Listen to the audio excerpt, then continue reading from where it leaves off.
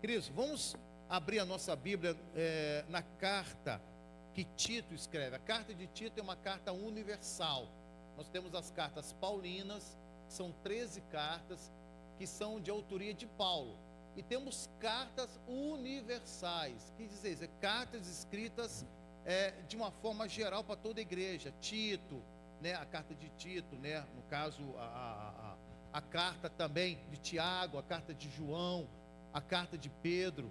Então nós temos essas cartas escritas para a igreja, tá? De uma forma generalizada, tá? As cartas de Paulo também se tornaram as cartas generalizadas, porém elas tinham um endereço, um destino objetivo próprio, que era cada carta, se era de Éfeso, se era para Roma, se era de Corinto, se era aos Gálatas, mas se tornou universal também devido ao conteúdo e para a edificação da igreja do Senhor Jesus.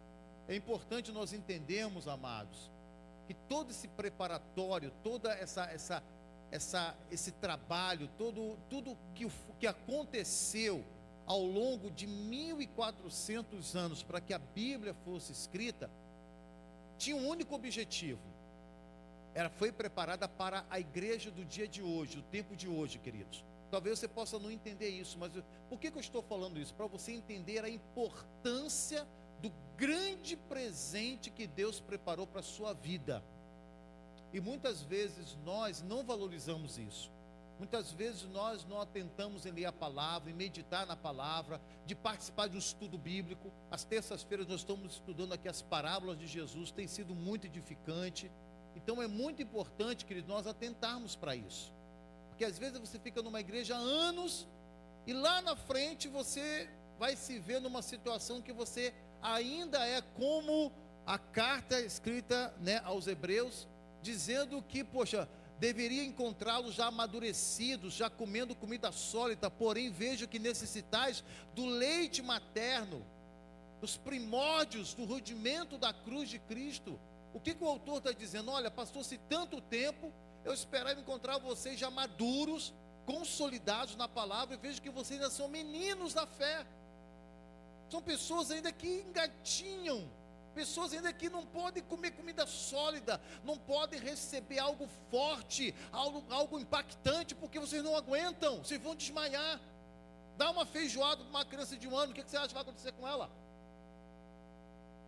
Então a mesma coisa, queridos, a gente precisa crescer. O nosso tempo diante de Deus deve ser aproveitado para o crescimento e aproveitar, amados, as grandes oportunidades que Deus tem nos dado, tem dado a essa igreja para o crescimento da sua palavra, da sua verdade. Nós temos estudo aqui às terças-feiras, nós temos os cursos aí que estamos fazendo. Agora quinta-feira começa o curso Aliança.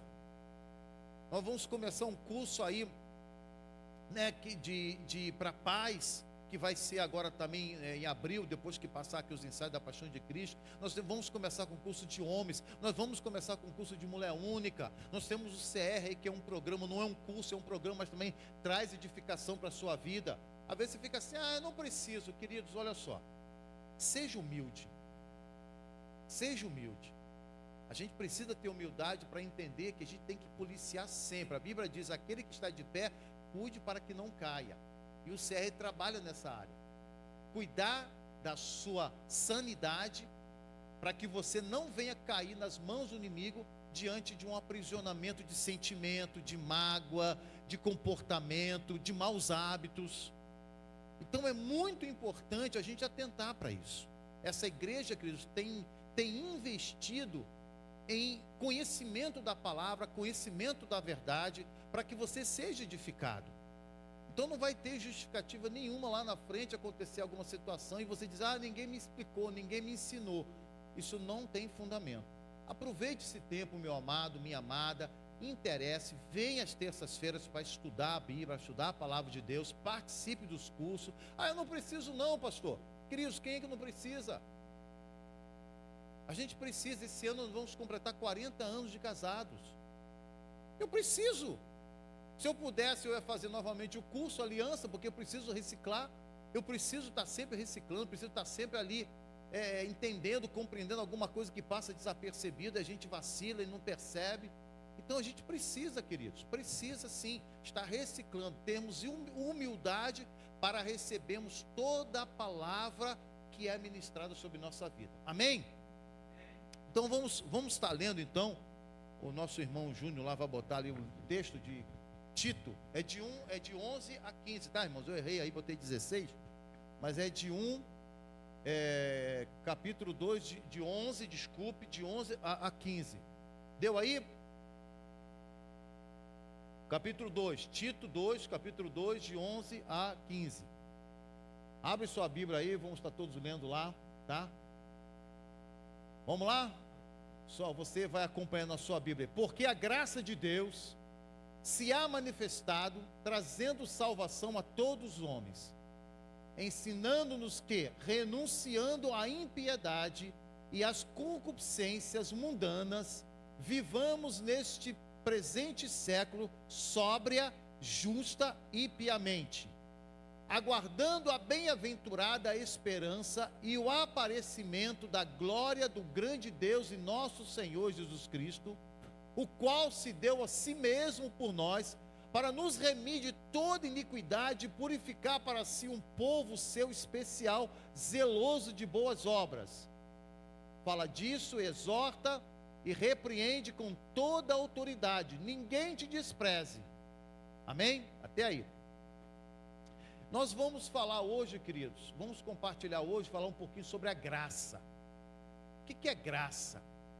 Qual é o impacto da graça? O que realmente se constitui a graça de Deus? A gente precisa entender isso melhor, porque a presença da graça na nossa vida é algo extraordinário.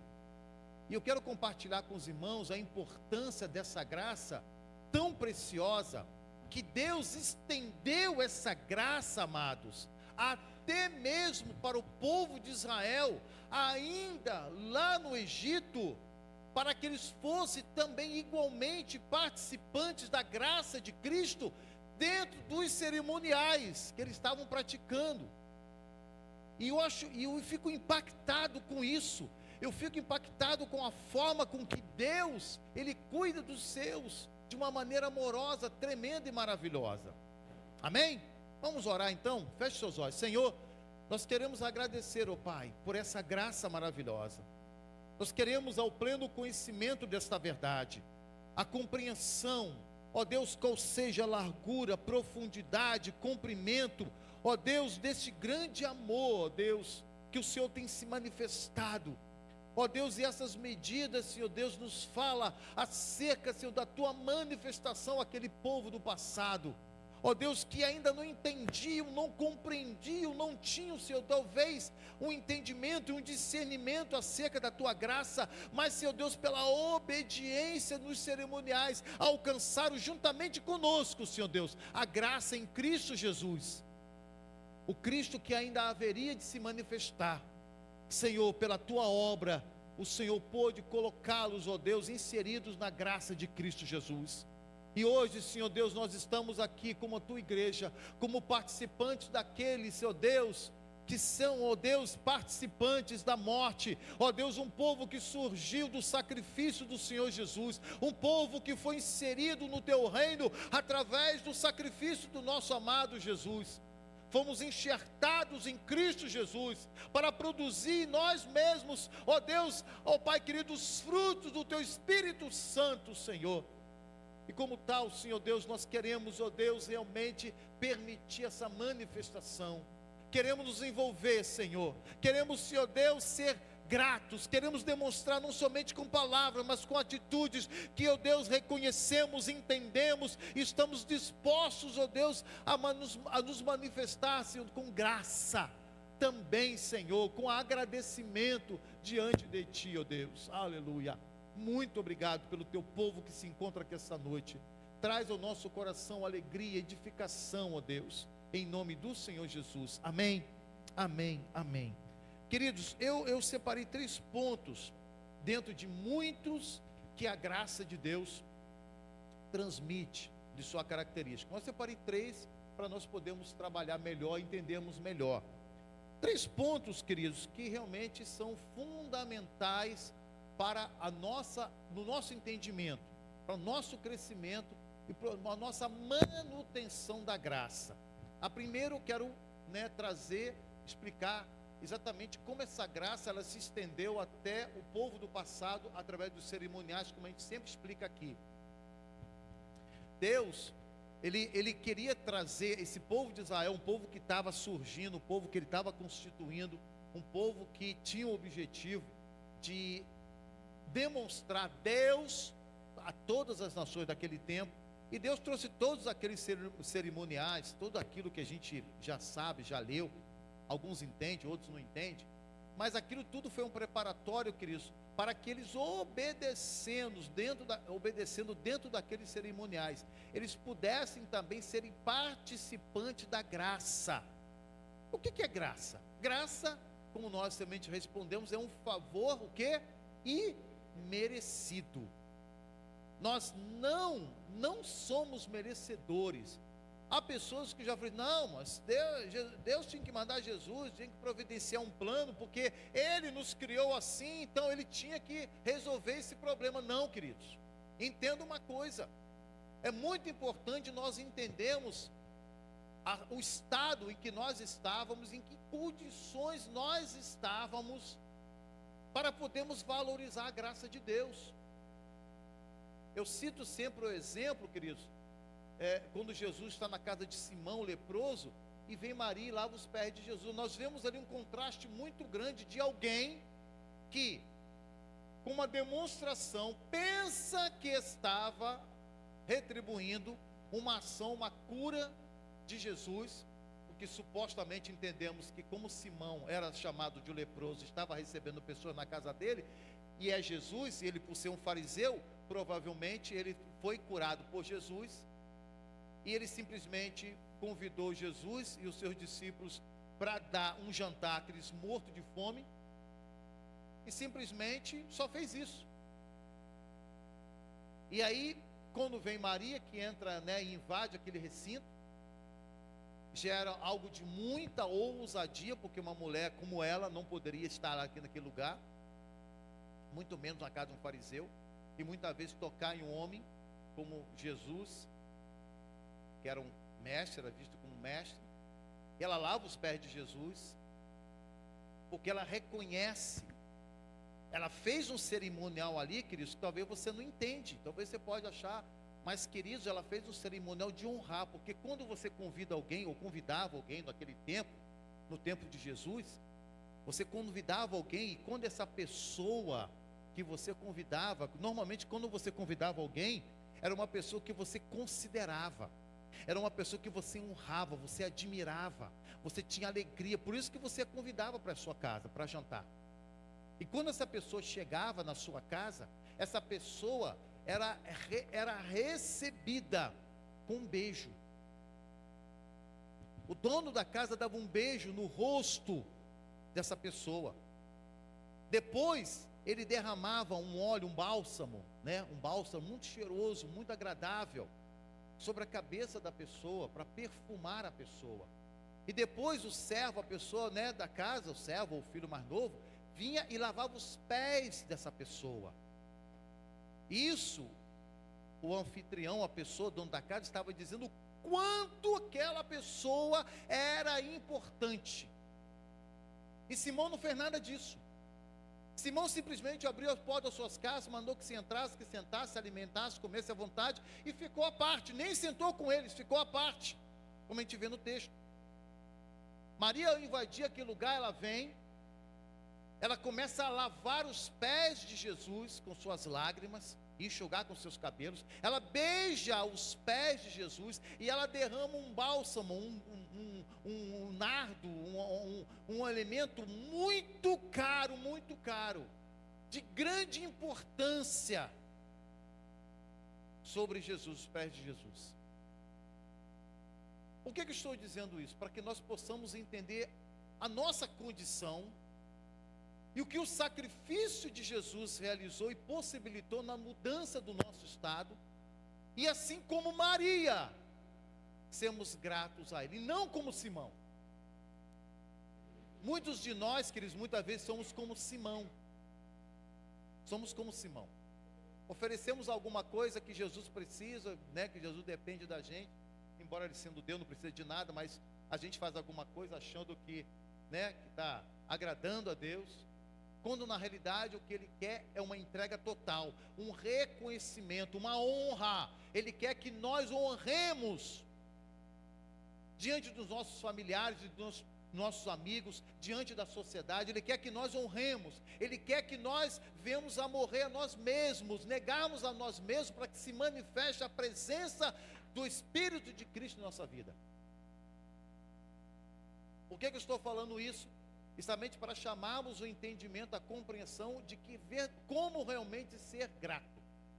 E aí, voltando agora a Israel, quando todos aqueles cerimoniais e aquelas pessoas todas que morreram antes de Cristo, elas tinham seus pecados, porque o pecado não era tirado, simplesmente era encoberto. É encoberto através do sacrifício dos animais, da obediência à lei. E essas pessoas, elas continuavam morrendo e descendo ao Hades. Mas o Hades tinha uma divisão. O Hades tinha um lugar que se chamava-se Seio de Abraão. Quando Jesus morre, que nós lemos lá em Hebreus, Efésios, desculpa, a gente vê em Efésios, e Paulo traz isso ao conhecimento, que foi o único que teve a revelação disso.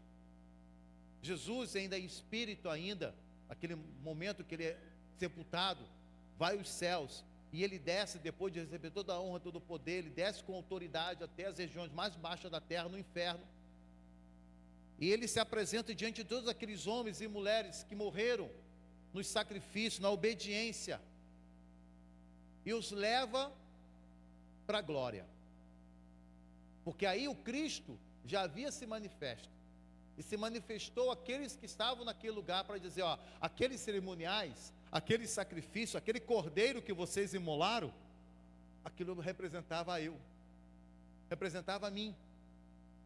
E eu estou agora dizendo que aquele simbolismo que vocês fizeram com dedicação, com obediência, cumpriu-se em mim.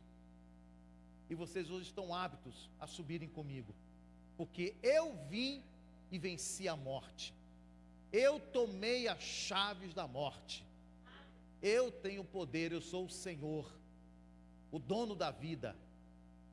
E Jesus leva toda aquela multidão, milhões e milhões e milhões de almas saíram daquele lugar, esvaziaram o seio de Abraão lá no Hades, o lugar ficou vazio, porque Jesus veio e buscou a todos e o levou para a sua glória. Depois disso, Jesus se manifesta em carne, ressuscita, como todos nós sabemos, fica um período, e depois é levado aos céus, dá algumas instruções, e sobe aos céus. E a partir de então, queridos, começa o desenvolvimento, o objetivo pelo qual Jesus havia morrido. A igreja, ela precisa anunciar a todas as criaturas, a todas as pessoas, a todas as pessoas, precisa anunciar o amor de Deus.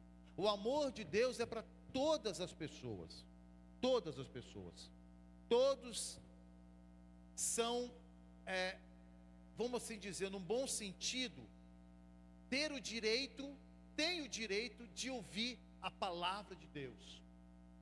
Essa é uma característica, a primeira característica da graça. Todos precisam saber, ter o entendimento, o alcance dessa graça de Deus. E o que essa graça se manifesta? O que essa graça nos identifica? Essa graça, queridos, fala de uma condição em que nós nos encontrávamos e impossivelmente não teríamos ou não faríamos nada para mudar o nosso estado de condenação. Quando aceitei Jesus, eu aceitei Jesus com 11 anos de idade. Se eu tivesse morrido com 11 anos de idade, sem Cristo, eu já iria para o inferno. Mas uma criança de 11 anos, sim, porque eu já sabia o que era certo e o que era errado. Eu já tinha a minha condição de pecador. eu já carecia e necessitava da salvação. E eu louvo a Deus por ter chegado o meu conhecimento de uma forma tão maravilhosa, o conhecimento dessa graça. E eu não sei te explicar, não consigo. Eu entendi esse amor e recebi essa graça. Mesmo sendo uma criança que não tinha muito, né, de repente, muitas coisas práticas de que se arrepender, mas eu me arrependi da minha condição, eu entendi isso. Eu precisava desse amor, eu precisava dessa graça, eu precisava desse favor imerecido. E ali eu entreguei a minha vida e levei a sério. Eu entendi, eu compreendi. E isso me ajudou, me auxiliou a viver a minha vida sendo separado, buscando separação, buscando santidade. Toda a minha vida, toda a minha juventude, porque eu entendi essa graça. Essa graça sempre esteve presente na minha vida. Essa graça esteve presente em todos os momentos, nos livramentos, nas tentações. Em todas as circunstâncias eu vejo a presença da graça de Deus. E eu fui muito impactado com isso, queridos. Muito impactado por esse amor. Fui muito impactado com essa expressão, queridos.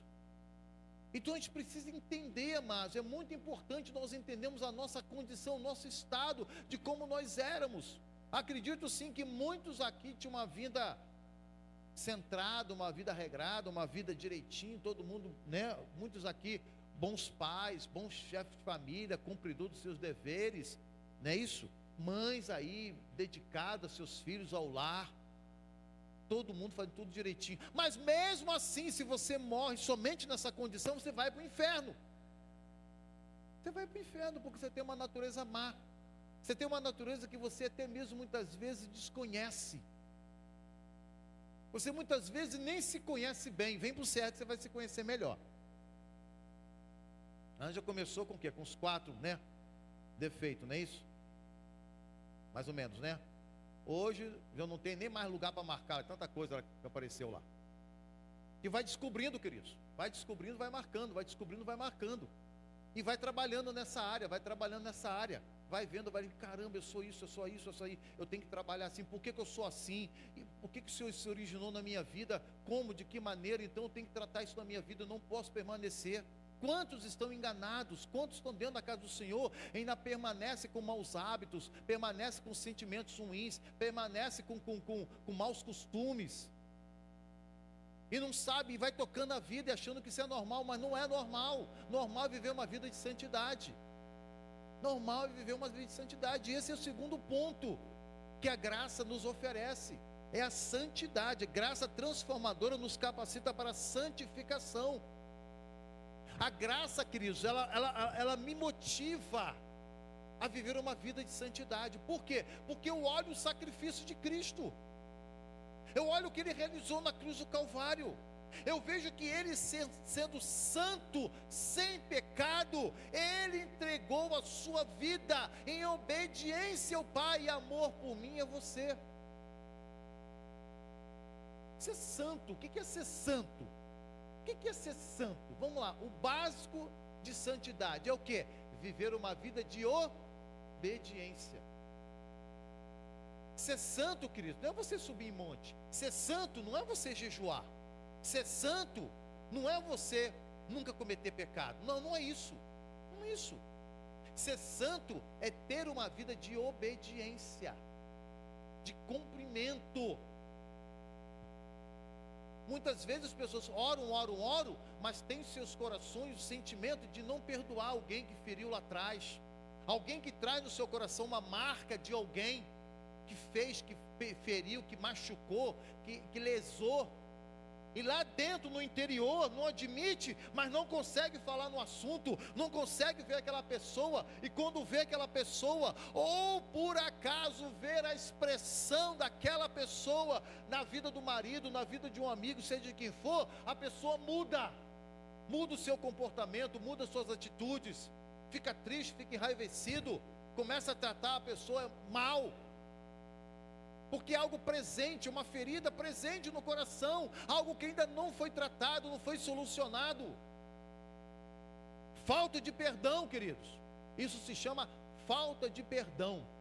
Porque Jesus inúmeras vezes conta parábolas, dá ilustração, fala acerca de perdão. Porque, queridos, não existe ninguém que foi mais ofendido do que Jesus. Não existe. Você, com toda a sua história de catástrofe, de calamidade, de desgraça, não se compara à vida de Jesus, que tanto foi ofendida, porque ele é santo. Até ser chamado de príncipe dos demônios, Jesus foi chamado, o próprio Deus encarnado. Então não tem justificativa para o homem. Não existe justificativa para o homem. A gente fica tripulando ali sobre situações, achando que a gente é a pessoa mais sofrida da face da terra. Parece que todas as desgraças vieram em cima da gente. Parece que a gente é o sofredor. Parece que a gente é a pessoa mais infeliz. Isso é uma pessoa, queridos, que muitas vezes vive no seu mundinho. Existem casos muito piores, existe situação muito pior. Não precisa olhar caso de ninguém, olhe para Cristo. Como ser humano, olhe para Cristo. Veja o que ele passou, o que ele sofreu. As traições. Aqueles que estavam ao lado, aquele que reclinava a cabeça no seu ombro, o negou, o desprezou, o abandonou. Você quer decepção maior do que essa, queridos? E Jesus, ele sofreu tudo isso, queridos, desses sentimentos humanos, porque ele era humano, e superou tudo isso. Sabe por quê? Porque ele é Deus. Não é porque ele era Deus. A princípio, humanamente falando, psicologicamente falando, ele tinha no seu entendimento a disposição de cumprir e obedecer à vontade do Pai. Porque se Jesus, se não tivesse se materializado, se ele não tivesse tomado a forma humana e sujeito a pecados, não teria sido aceito pelo inferno. O diabo não teria se dado por vencido. O diabo se deu por vencido porque Jesus, tomando a forma humana e suscetível de erro, mas não errou. A Bíblia fala que em tudo ele foi tentado, porém nada pecou. Jesus, como homem, venceu o império das trevas. É isso que a gente precisa entender. Aí que está o grande segredo de tudo, queridos. Quem venceu o maligno não foi o Jesus Deus, mas sim foi o Jesus homem. Isso existe uma enorme diferença. Porque Deus é poderoso. Ele pode instalar o dedo e acabar com todos os demônios e com o diabo, com tudo. Mas ele preferiu vencer o diabo por aquele que é mais fraco, por aquele que é mais vulnerável, que é o que? O homem, o ser humano. E Jesus foi esse Adão perfeito, esse homem perfeito, sujeito a falha, sujeito a queda, sujeito a pecar, e permanecer fiel por obediência. E é isso que faz toda a diferença para nós aqui. Nós lemos aqui que ele comprou para si um povo santo, um povo remido. Ele comprou, ele remiu. O que é remir? O termo remir no hebraico, Cristo, é adquirir de novo aquilo que se perdeu. Então o Senhor era dono de terra, e por fatalidade eu peguei emprestado com um credor para poder pagar a lavoura, as sementes, e houve uma chuva, houve peste, houve gafanhoto, eu perdi a lavoura, não tive como pagar, eu perco a minha terra. Eu tive que dar a minha terra, porque a dívida minha era o valor da minha terra, então eu não tinha como pagar, eu dei minha terra, fiquei sem terra. Isso acontecia demais naquele tempo.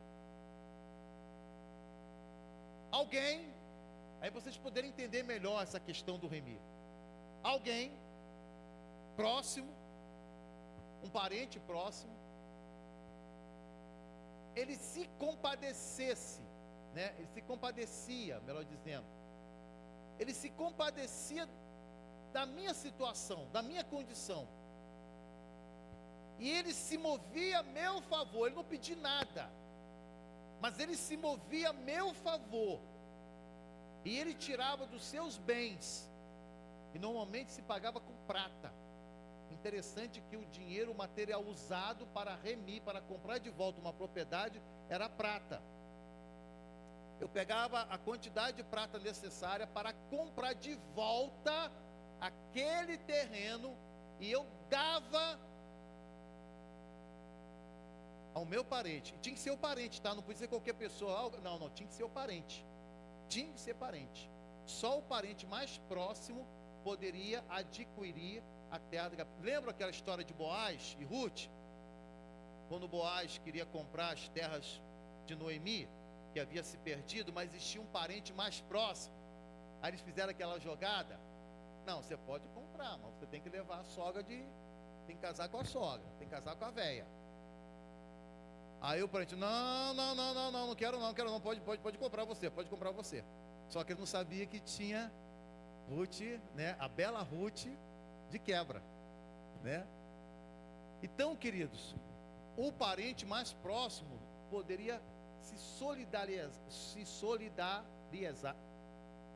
solidário para com aquele infortúnio e comprar com prata. Quando você transfere isso para a realização no mundo espiritual, Jesus, o nosso irmão mais velho, primogênito dentre os mortos, ele se manifesta em carne, e ele oferece o seu tesouro. Aleluia! Que tesouro é esse, queridos? A sua vida santa, a sua santidade, a sua pureza.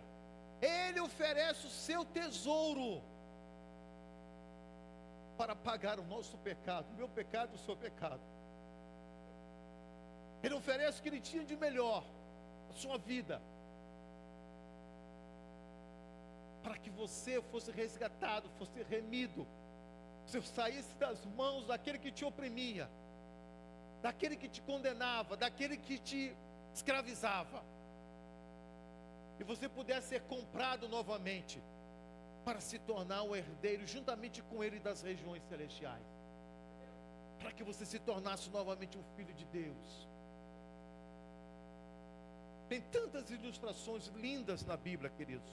Tem tanta coisa maravilhosa que impacta a minha vida, eu fico maravilhado.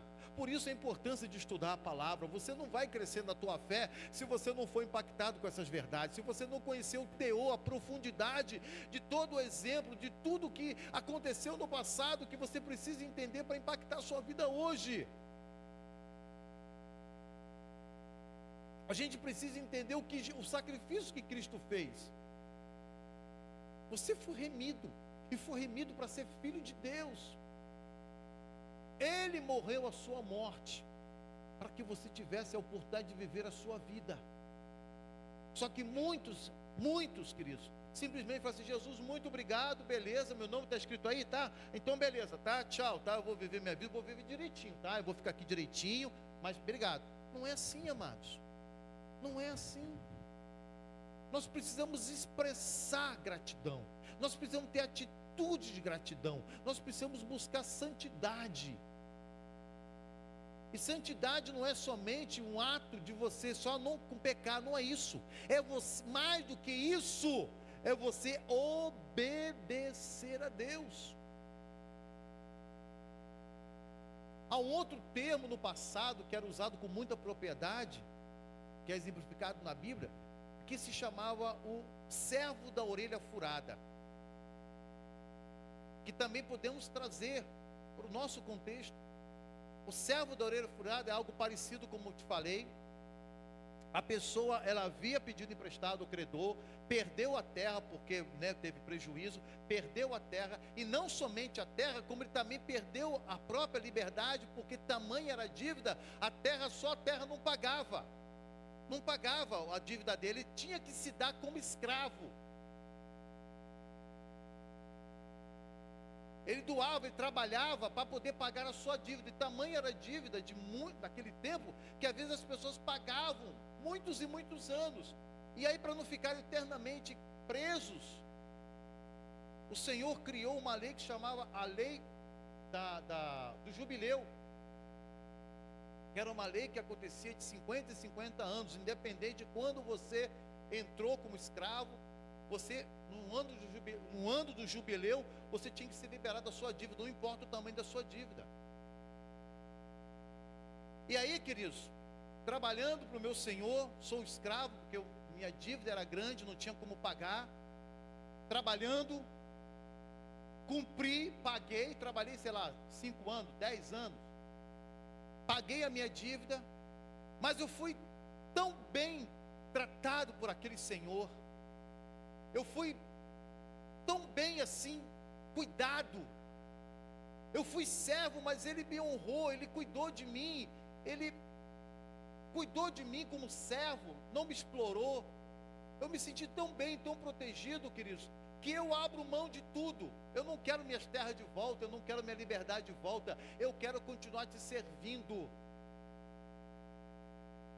E o Senhor falou: é isso mesmo que você quer? Sim, é isso mesmo que eu quero continuar servindo o Senhor para sempre, toda a minha vida. Então aquele Senhor pegava aquele servo, diante de todos, ele colocava no velo da porta, ou seja, era um lugar lá, e furava a orelha dele, né, com um aparelho, e colocava uma argola. Aquela argola, todos os outros empregados e servos que olhavam aquele homem com aquela argola sabia: este homem é servo por espontaneidade, ele decidiu ser servo, ele abriu mão de todos os seus bens, ele abriu mão de sua terra, abriu mão de tudo que ele tinha, para permanecer escravo do meu Senhor. Isso é um testemunho. Você está falando que Deus é melhor do que tudo na sua vida. Aquele escravo estava dizendo: esse Senhor que hoje eu tenho, Ele é melhor do que meus bens, é melhor do que minha terra, é melhor do que minha herança. Esse homem é a minha herança. Será que Deus é assim na sua vida, queridos? Será que você está disposto a abrir mão de tudo que você tem, de tudo que você conquistou, e permitir que Deus fure a sua orelha e coloque em você uma marca para que todos saibam que você está no Evangelho, que você é servo de Deus, e isso você é por livre e espontânea vontade? Pastor, mas como eu faço essa ligação? Como eu contextualizo isso na minha vida? Queridos, não barganhe com as coisas deste mundo. Permaneça firme, permaneça íntegro, permaneça fiel à palavra de Deus. Não barganhe, não negocie com as coisas deste mundo. O mundo é muito sutil, presta atenção, queridos. Nós estamos lidando com um inimigo que ele é sutil. Ele não vai vir a você oferecendo algo que você já tem, que você não precise. Ele vai vir oferecendo algo que você precise, que é algo que você tem necessidade, que é o seu maior sonho, o seu maior desejo, que você precisa daquilo. E no momento de angústia, no momento de necessidade, no momento em que você, né, se encontra precisando, Ele vai te oferecer. Da forma dele, do jeito dele. Foi exatamente o que o diabo fez com Jesus na tentação. Depois de 40 dias, Jesus teve fome. Você é filho de Deus, você tem todo o poder, você pode dar uma ordem e transformar essas pedras em pães. Por que você não faz isso? Jesus podia fazer? Podia. Ele podia fazer isso, mas ele não fez. O diabo, ele vai sempre chegar para você, queridos, no momento que você mais necessita, da forma que você menos espera. E tem muitos que vão dizer que não é Deus, quando na realidade é uma artimanha do inimigo para te prender em uma situação que não está condizendo com a palavra de Deus, de uma forma ilícita, de algo que vai prejudicar outro, de algo que não tem, né, uma testificação. E muitos têm arredado, têm entrado por esse caminho, queridos. Fique atento. Para isso eu tenho que conhecer a palavra, tenho que ter intimidade com o Espírito. A tua santidade, queridos, é possível mediante a graça de Deus. A graça de Deus te proporciona isso. A terceira e última coisa, queridos, a graça transformadora nos leva a proclamar a restauração. Uma vez que eu entendo a profundidade da graça, uma vez que eu entendo a quantidade da graça, a intensidade da graça na minha vida, isso é algo que não se pode calar, isso é algo que não se pode conter, queridos. Você não pode conter um rio. Você pode fazer um dique, você pode fazer uma barragem, mas você não tem como segurar a força das águas. Ele pode ser um pequeno riacho, coisa mínima, mas se você botar uma barreira, ele vai crescer, e você vai aumentando e vai crescer, ele vai ganhar força, e daqui a pouco aquilo vai se tornar algo que você não vai poder conter, ou vai transbordar, ou vai arrebentar a barragem que você fez. Assim é a graça, e deve ser a graça nas nossas vidas. Não tem como conter, amados. Se realmente aquilo é graça na minha vida, se realmente eu entendo a profundidade da graça, eu preciso deixar que isso flua através de mim. Eu preciso fazer com que outros tomem conhecimento dessa graça. Eu preciso viver uma vida de comprometimento com a graça. Todas as vezes que eu peco, eu corro para a graça. Eu corro para lá. Porque lá eu recebo refúgio. A cidade de refúgio, queridos, tinha esse propósito. Quem já ouviu falar em cidade de refúgio? Bem poucos, né? Que é algo muito importante, é outra analogia muito importante. Quando alguém cometia um acidente, um crime, e falava-se de um vingador de sangue, que era o parente mais próximo, que podia vingar a morte daquele parente em cima da pessoa, que ainda que acidentalmente causou a morte daquela pessoa, ele corria. Existiam 3 cidades de refúgio espalhadas em Israel estrategicamente, para que o ponto onde a pessoa se encontrasse em Israel pudesse correr mais rápido e mais antecipadamente que o vingador de sangue, para se refugiar na cidade de refúgio. E ela chegava nos portões da cidade de refúgio. Era uma cidade, era um lugar cercado de muros altos, onde tinha sacerdotes ali dentro, levitas. E ele chegava nos portões e ele confessava o pecado dele. Ele confessava o pecado dele, e os portões eram abertos e ele entrava. E ele entrava. E ele ficava sob aquela proteção ali. Olha que coisa interessante. Deus determina algumas coisas para a gente poder entender. E ele ficava ali, olha que coisa interessantíssima, até a morte do sumo sacerdote daquele lugar. Quando o sumo sacerdote morresse, a pena dele estava cumprida, ele podia sair, e nem o vingador de sangue podia matá-lo mais. Quem é o nosso sumo sacerdote? Quem? Quem, amados? Jesus. Ele morreu. Então nós estamos livres. O diabo não pode mais nos acusar. O diabo não pode mais nos derrotar. O diabo não pode mais nos prejudicar, porque hoje não há nenhuma condenação para nós que não andamos segundo a carne, mas segundo o Espírito. Então essa verdade maravilhosa precisa ser proclamada. Nós não podemos nos conter, querido, de tanta maravilha, de tanta graça, de tanta coisa extraordinária. Nós não podemos nos conter diante de um mundo que está se perdendo, querido, está se corrompendo. Cada dia a gente vê algo novo, uma calamidade nova, uma profanação nova, uma coisa terrível surgindo na nossa sociedade. E por que essas coisas estão avançando? Porque nós, a igreja, nos calamos. Nós, a igreja, deixamos de orar. Nós, a igreja, deixamos de proclamar. Estamos cercados, confinados na nossa, muitas vezes, religiosidade. E o diabo está avançando com o seu império, está avançando com o seu reino. Nós não estamos enfrentando diante das frentes do inimigo com o evangelho, com o amor, com a salvação, com o poder do evangelho. Ao invés disso, estamos criando tanto problema dentro da igreja, tanta bobeirinha, tanta infantilidade. Essas coisas que muitas vezes eu vejo dentro da igreja, querido, sabe o que é isso? falta de amadurecimento, meninice, criancice. A gente entende que essas coisas acontecem e eu sei, quando isso acontece, quando eu vejo a atitude de um irmão, de uma irmã, sabe que eu sei? Essa pessoa não tem experiência com Deus, não tem intimidade com Deus. Porque se tivesse intimidade com Deus, porque se tivesse a sensibilidade do Espírito, o Espírito que está direcionando, o Espírito que está regendo, testificaria no coração.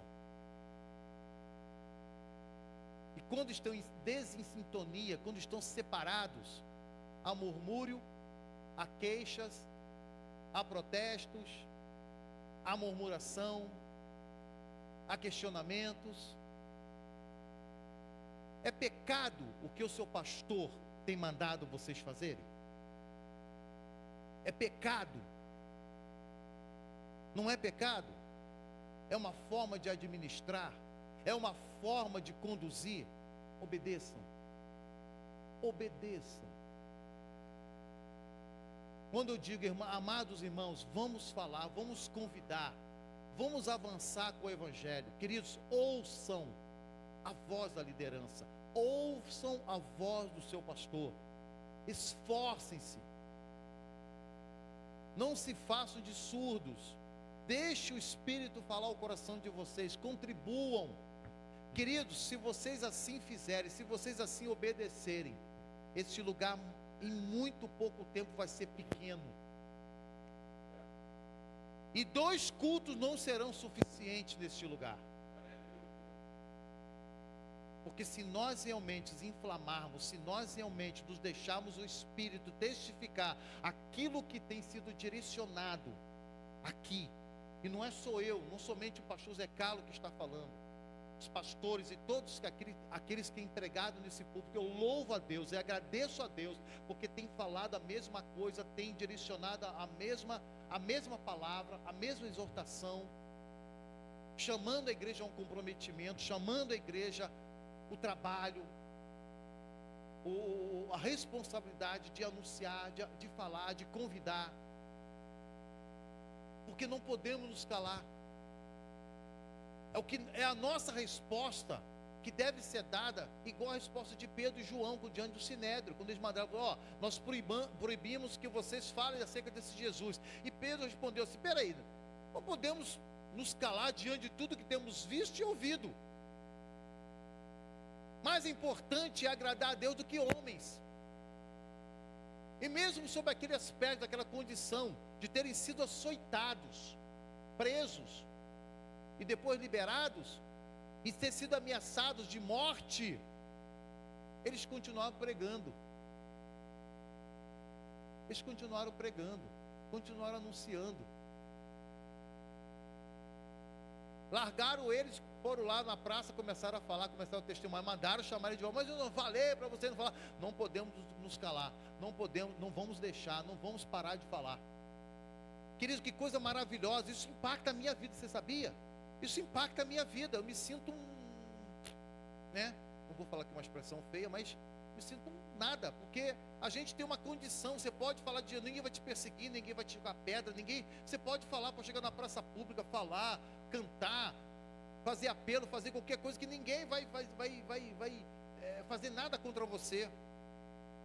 E naquele tempo, se você falasse, testemunhasse, as pessoas te perseguiam.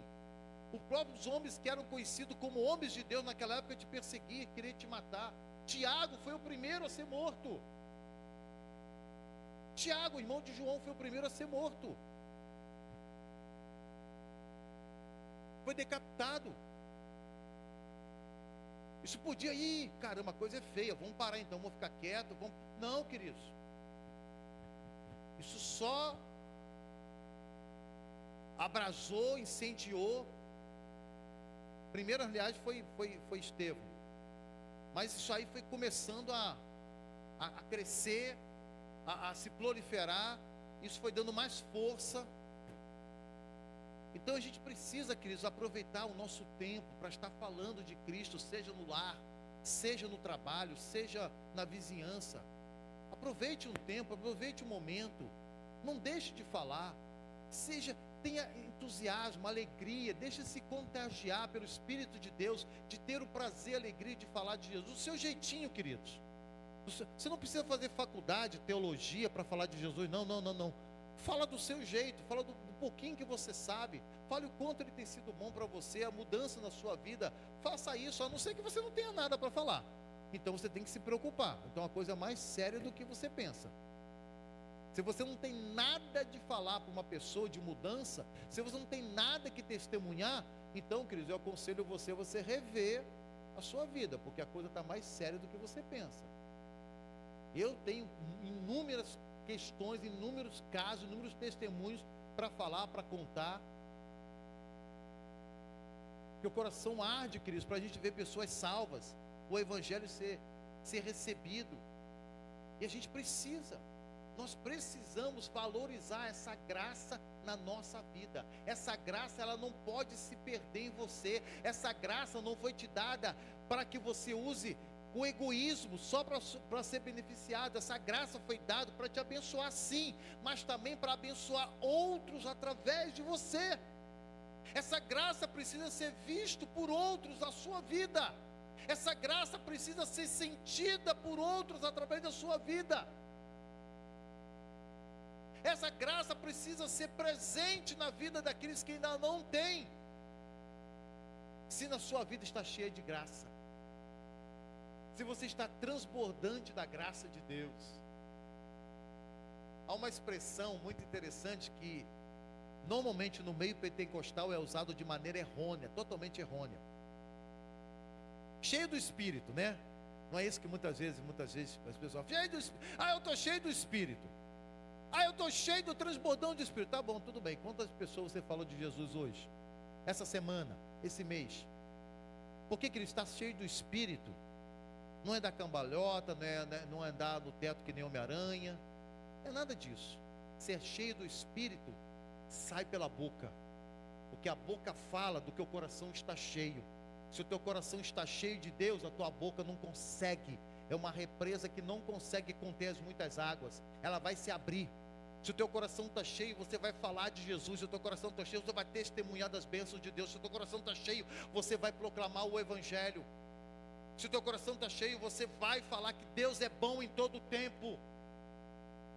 Se o teu coração está cheio de Deus, você vai levar o Evangelho a ser conhecido por outros, pela palavra mais simples que você possa dar. Deus vai usar a sua vida, vai usar a sua boca. Que seja um tempo, meu amado, minha amada, de nós reconhecermos a graça de Deus. Hoje nós vamos participar de um memorial. É um memorial. É um memorial que nos faz lembrar do sacrifício do nosso amado. No corpo, dando a sua própria vida. E quando o crente participa, e o crente tem que participar, ele precisa estar dizendo com isso, que a presença de Deus, o poder de Deus, a graça de Deus, é eficaz na vida do cristão. Quando um crente não participa da ceia do Senhor, ele está dizendo para o mundo espiritual, para muitos da igreja não, que às vezes a pessoa fica quietinha lá, não levanta, não participa, ela fica quietinha, ninguém não vai nem perceber. Mas no mundo espiritual ela não é invisível. O mundo espiritual está vendo que ela não participou, que ela não testificou, que a eficácia da graça está presente na vida dela. Porque quando um crente não quer participar da ceia do Senhor, porque ele tem consciência que ele está fazendo alguma coisa errada, ele está em pecado, tem alguma coisa presente que o impeça de participar desse cerimonial. Porque Paulo explica lá em Corinto a importância desse momento. Examine-se homem a si mesmo, vasculhe a sua vida, desde a última ceia, vasculhe o que você tem feito, o que você tem falado, quais são os seus pensamentos, quais são as suas práticas. Está em conformidade à santidade, uma vida com Deus, ou tem algo? Pastor, tem uma situação que ainda não resolvi, tem um problema. Você está arrependido? Você entendeu aqui agora a importância desse momento? Você entende que isso é errado, que desagrada a Deus. Eu entendo. Mas agora como é que eu faço? Arrependa-te de coração, Deus sabe. Assuma a atitude desse arrependimento. Participa do pão, do cálice. E assim que possível, quando sair daqui, vai essa pessoa, ou começa um processo na sua vida de recuperação. Chama alguém, participa do programa, do CR, ou chama alguém para te ajudar, para te discipular, para acompanhar você. Qual a tendência que você tem, queridos? Hoje, infelizmente, a gente encontra as coisas mais diversas dentro da igreja.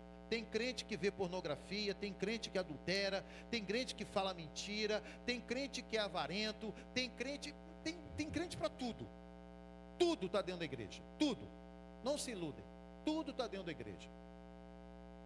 O problema é que você esconde de um, esconde de outro, esconde do marido, esconde da esposa, esconde dos filhos, esconde de todo mundo. Só que você não consegue esconder no mundo espiritual.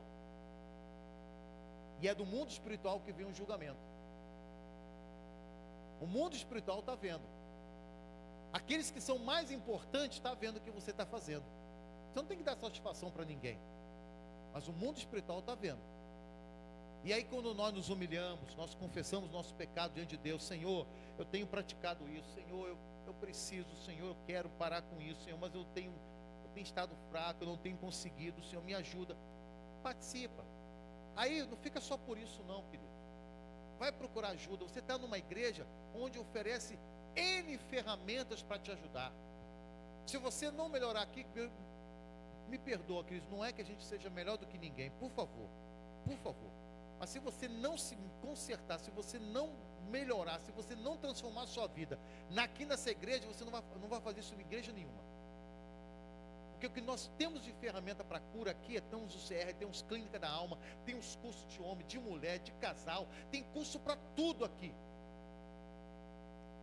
Se você não se consertar, se você não levar uma vida santa nessa igreja, você não vai levar vida santa em igreja nenhuma.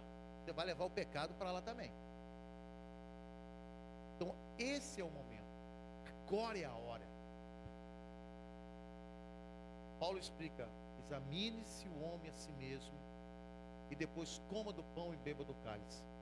Porque aquele que come e bebe indignamente, come e bebe para a sua própria condenação, não discernindo o corpo do Senhor. Por isso que há entre vós, aí vem o resultado de quem participa indignamente. Por isso que há entre vós muitos fracos. O que está se referindo? Fracos na fé, porque desonra o corpo de Cristo. Por isso que há entre vós muitos doentes. Às vezes um irmão está passando por uma doença, queridos, a gente ora, intercede, mas a gente não sabe por que Deus está permitindo, porque aquilo está acontecendo na vida daquele irmão, daquela irmã. A gente não sabe. Às vezes ele já vem anos participando indignamente, abusando do corpo de Cristo, porque tem medo de confessar pecado, porque tem medo de se expor. Ele não quer se expor para um irmão, para ajudar uma irmã, mas ele está sendo exposto nas regiões celestes, no mundo espiritual, que é pior. E pior de tudo, está defamando, está não entendendo, blasfemando esse momento, não reconhecendo a santidade, porque a ceia do Senhor é renovação de aliança, votos de compromisso. Imagina só você está comemorando aniversário de casamento, renovando aliança com sua esposa, e você tem um cacho lá fora. Você tem um caso lá de 2, 3, 5 anos, e está renovando a sua aliança com sua esposa. Como é que você vê um quadro desse? Como é que a gente poderia qualificar um homem desse? Analisa você aí. Você que é mulher principalmente. Marido está renovando com você lá, fazendo aquela festa toda, levando você para jantar, renovando com você um voto, e ele está com um caso lá, vem ter até filho lá no outro relacionamento, e você não sabe. Ou vice-versa, que agora está demais, né? Hoje as mulheres estão pior do que os homens. Então, queridos, é isso que você precisa entender. É isso que a gente precisa entender nesse momento, você poder entender melhor esse momento. Ah, pastor, então vamos fazer o seguinte, então eu não vou participar da ceia do Senhor. Mas é aquele caso, se você não participa, você está declarando no mundo espiritual que o teu pecado é superior à graça. Que o teu pecado, o teu aprisionamento é superior, é o que te domina, em vez da graça. Até eu pus aqui um versículo que me trouxe à mente aqui agora. Deixa eu ver se eu vejo aqui.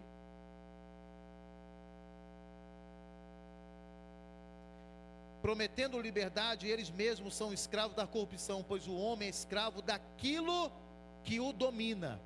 Se tendo escapado das contaminações do mundo por meio do conhecimento do nosso Senhor Jesus Cristo, encontrasse novamente nelas encerradas e por elas dominados, estão em pior estado e se encontram do que o princípio. Você é escravo daquilo que te domina. Se você é dominado pela graça, você é escravo de Cristo. Se você é dominado pelo pecado, você é escravo do diabo. E esse momento, queridos, é um momento estratégico dado pelo Senhor para garantir a santidade da sua igreja.